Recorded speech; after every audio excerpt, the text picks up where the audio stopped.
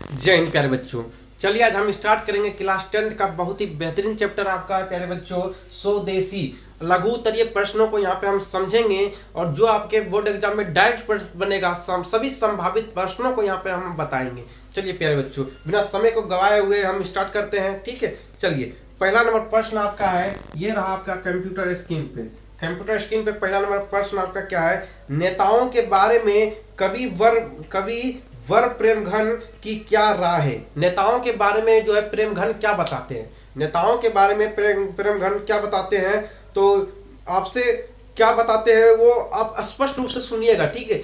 इसको सुनने से ही आपको एनालिसिस हो जाएगा, ठीक है। सुनिए, उत्तर इसका होगा, आज देश के नेता देश के मार्गदर्शन भी स्वदेशी वेशभूषा बोल चाल से परहेज करने लगे हैं।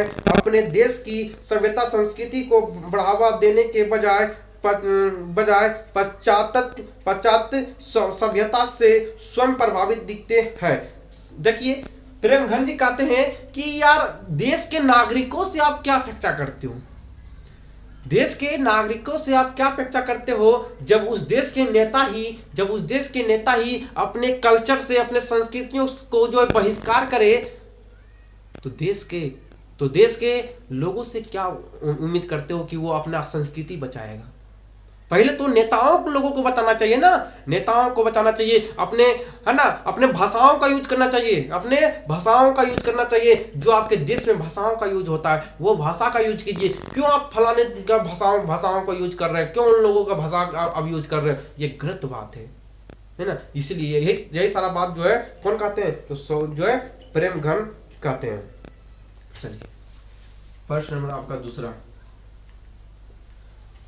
आपका दूसरा, ये रहा आपका कंप्यूटर स्क्रीन पे क्या है, कवि को भारत में भारतीयता क्यों नहीं दिखाई पड़ती। कवि को भारत में भारतीयता क्यों नहीं दिखाई पड़ती है मेरे बच्चों।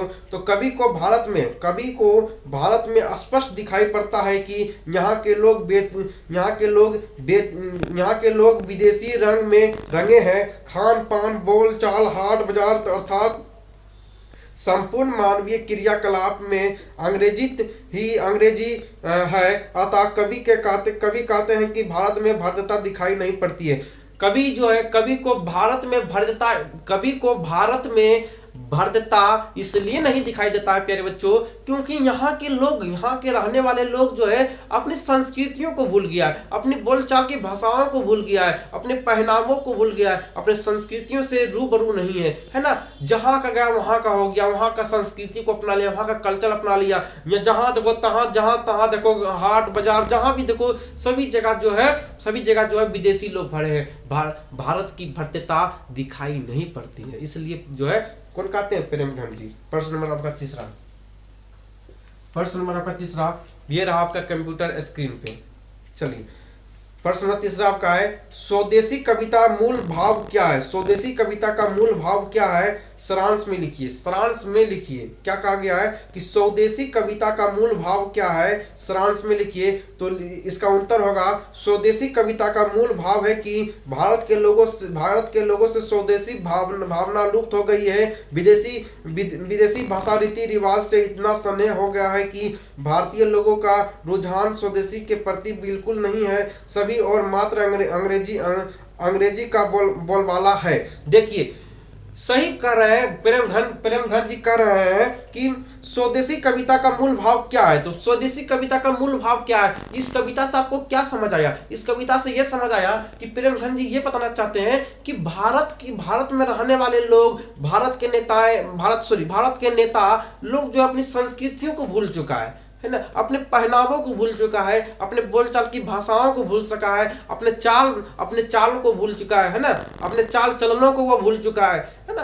तो ये सभी चीज जो है भारत में लेस हो गया है, भारतीयता खत्म हो गया है, बल्कि विदेशी चीजों को, विदेशी भाषाओं को, विदेशी खान पान को लोग अपना लिया है ना। चलिए प्रश्न नंबर आपका चौथा, प्रश्न नंबर आपका 4, यह रहा आपका कंप्यूटर स्क्रीन पे।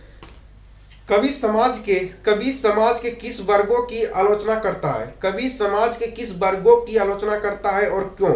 तो इसका आंसर होगा उत्तर भारत में एक ऐसा समाज स्थापित हो गया है जो अंग्रेजी बोलने में शान की बात समझता है, अंग्रेजी रहन सहन, विदेशी ठाट बाट, विदेशी बोलचाल को अपनाना विकास मानते हैं, कभी इसी वर्ग की आलोचना करते हैं, कभी कैसे वर्ग की आलोचना करते हैं, तो कभी जो है वैसे वर्ग की आलोचना करते हैं जो कि अंग्रेजी बखान करते हैं, अंग्रेजी को भचभचाता है, अंग्रेजी में भचभच करता है ना, जो कि अपने मातृ भाषा को भूल गया है, अपने मातृ भाषा को भूल गया है और अंग्रेजी सीखकर अंग्रेजी भचभचा रहा है ना।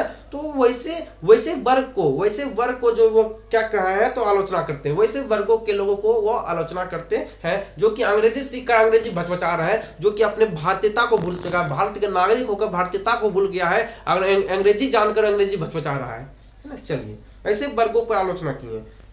प्रश्न नंबर आपका पांचवा, ये रहा आपका कंप्यूटर स्क्रीन पे। प्रश्न नंबर आपका पांचवा है, कवि ने डफाली किसे कहा है और क्यों?